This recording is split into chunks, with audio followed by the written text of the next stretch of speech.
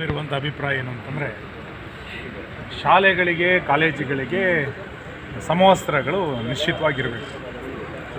ಖುಷಿ ಬಂದಾಗೆ ಒಬ್ಬರೊಬ್ಬರು ಒಂದೊಂದು ವಸ್ತ್ರಗಳನ್ನು ಹಾಕ್ಕೊಂಡು ಬರಲಿಕ್ಕೆ ಅವಕಾಶಗಳಿಲ್ಲ. ನಿಯಮಾವಳಿಗಳು ಅನ್ನೋಕ್ಕಿಂತ ಹೆಚ್ಚಾಗಿ ಸಂಪ್ರದಾಯ ಇದೆ. ಸಮವಸ್ತ್ರ ಅನ್ನುವಂಥದ್ದು ಒಂದು ಸಂಪ್ರದಾಯದ ನೆಲೆಯಲ್ಲಿ ಯಾಕೆ ಪ್ರಾರಂಭ ಮಾಡಿದ್ರು ಅನ್ನೋದು ಗೊತ್ತಿದೆ.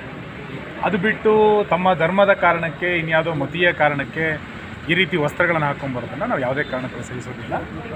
ಕರ್ನಾಟಕ ಅಥವಾ ಉಡುಪಿ ಮಂಗಳೂರು ಜಿಲ್ಲೆಯನ್ನು ತಾಲಿಬಾನ್ ಮಾಡಲಿಕ್ಕೆ ನಾವು ಬಿಡೋದಿಲ್ಲ. ಮತ್ತು ಶಿಕ್ಷಣ ಇಲಾಖೆ ಈಗಾಗಲೇ ಸ್ಪಷ್ಟ ಮಾಡಿದೆ. ನಾವು ವಸ್ತ್ರ ಸಮಿತಿಗೆ ಸಂಬಂಧಪಟ್ಟಂತೆ ಒಂದು ಸಮಿತಿಯನ್ನು ರಚನೆ ಮಾಡಿ ಆ ಸಮಿತಿಯ ಅಭಿಪ್ರಾಯವನ್ನು, ಕಾನೂನು ಅಭಿಪ್ರಾಯವನ್ನು ತೆಗೆದುಕೊಂಡು ಅತ್ಯಂತ ಶೀಘ್ರದಲ್ಲಿ 2-3 ದಿನದ ಅವಧಿಯಲ್ಲಿ ನಾವು ಸುತ್ತೋಲೆಯನ್ನು ಕೊಡ್ತೀವಿ ಅಂತ ಹೇಳಿದ್ದಾರೆ. ಮತ್ತು ಅಲ್ಲಿರುವಂಥ ಸ್ಥಳೀಯವಾದಂಥ ಆಡಳಿತ ಮಂಡಳಿಗಳು ತೀರ್ಮಾನವನ್ನು ತೆಗೆದುಕೊಳ್ಳಿ ಎನ್ನುವಂಥದ್ದನ್ನು ಶಿಕ್ಷಣ ಇಲಾಖೆ ಹೇಳಿದೆ. ಇದರ ನಡುವೆ ವಿದ್ಯಾರ್ಥಿಗಳು ಕೋರ್ಟಿಗೆ ಹೋಗ್ತಾರೆ ಅಂತಾದರೆ ಇದರಿಂದ ಯಾವ ಸಂಘಟನೆ ಇದೆ? ಸರ್ಕಾರಿ ಶಾಲೆಗಳಿಗೆ ಶುಲ್ಕವನ್ನು ಕಟ್ಟಲಿಕ್ಕೆ ಕಷ್ಟ ಇದೆ ಅಂತ ಹೇಳುವಂಥ ಒಂದು ವಲಯದ ವಿದ್ಯಾರ್ಥಿಗಳು ಕೋರ್ಟಿಗೆ ಹೋಗ್ತಾರೆ ಅಂತಾದರೆ ಇದರಿಂದ ಯಾರ ಕೈವಾಡ ಇದೆ? ಅಂದರೆ ಇವತ್ತು ಶಿಕ್ಷಣದ ಕ್ಯಾಂಪಸ್ನ ಒಳಗೆ ಇನ್ಯಾವುದೋ ಮತೀಯ ಸಂಗತಿಗಳನ್ನು ವಿಜೃಂಭಿಸುವಂಥ ಕಾರ್ಯಕ್ಕೆ ಇವತ್ತು ಕೆಲವು ಸಂಘಟನೆಗಳು, ಕೆಲವೇ ವ್ಯಕ್ತಿಗಳು, ಎಲ್ಲರೂ ಅಂತ ನಾನು ಹೇಳೋದಿಲ್ಲ, ಕೆಲವು ವ್ಯಕ್ತಿಗಳು ಈ ರೀತಿಯಾದಂಥ ಕೃತ್ಯವನ್ನು ನಡೆಸಲಿಕ್ಕೆ ಇದು ಸರಿಯಾದ ಕ್ರಮ ಅಲ್ಲ. ಸಮವಸ್ತ್ರ ಅನ್ನುವಂಥದ್ದು ಒಂದು ನೀತಿ ಸಂಹಿತೆ, ಒಂದು ಸಂಪ್ರದಾಯ, ಒಂದು ಚೌಕಟ್ಟಿನಲ್ಲಿ ನಡಿಬೇಕಾಗಿರುವಂಥ ಸಂಗತಿ.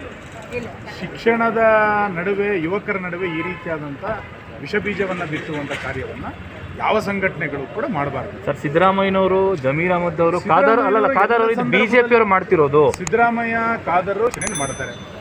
ಜಾತಿಗಳ ನಡುವೆ ಎತ್ತು ಕಟ್ಟುವಂಥ ಪ್ರಯತ್ನವನ್ನು ಸಿದ್ದರಾಮಯ್ಯನವರೇ ಈ ರಾಜ್ಯದಲ್ಲಿ ಆರಂಭ ಮಾಡಿದ್ದು.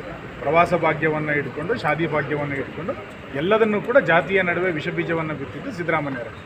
ಆ ವಿಷಬೀಜದ ಮುಂದುವರಿದ ಭಾಗ ಇದು ನಾನು ಅಂದ್ಕೊಳ್ತೇನೆ. ಇದರಲ್ಲಿ ಒಂದು ಕಡೆಗೆ ನಮಗೆ ಮೊನ್ನೆ ತನಕ ಏನು ಅನ್ನಿಸ್ತಾ ಇತ್ತು ಅಂತಂದರೆ ಯಾವುದೋ ಇಸ್ಲಾಂ ಸಂಘಟನೆಗಳು ಇದರಿಂದ ಕೈವಾಡ ಇದೆಯೋ ಅಂತ ಅನ್ನಿಸ್ತಾ ಇತ್ತು. ಇವತ್ತು ಖಾದರ್ ಅವರ ಮತ್ತು ಸಿದ್ದರಾಮಯ್ಯನವರ ಹೇಳಿಕೆಗಳನ್ನು ನೋಡಿದಾಗ ಇದರಿಂದ ಇಸ್ಲಾಂ ಸಂಘಟನೆ ಇದೆಯಾ, ಇವರು ಇದ್ದಾರೋ ಅಂತ ಒಂದು ಪ್ರಶ್ನಾರ್ಥಕ ಚಿಹ್ನೆ ಇವತ್ತು ನಿರ್ಮಾಣ ಆಗ್ತಾ ಇದೆ.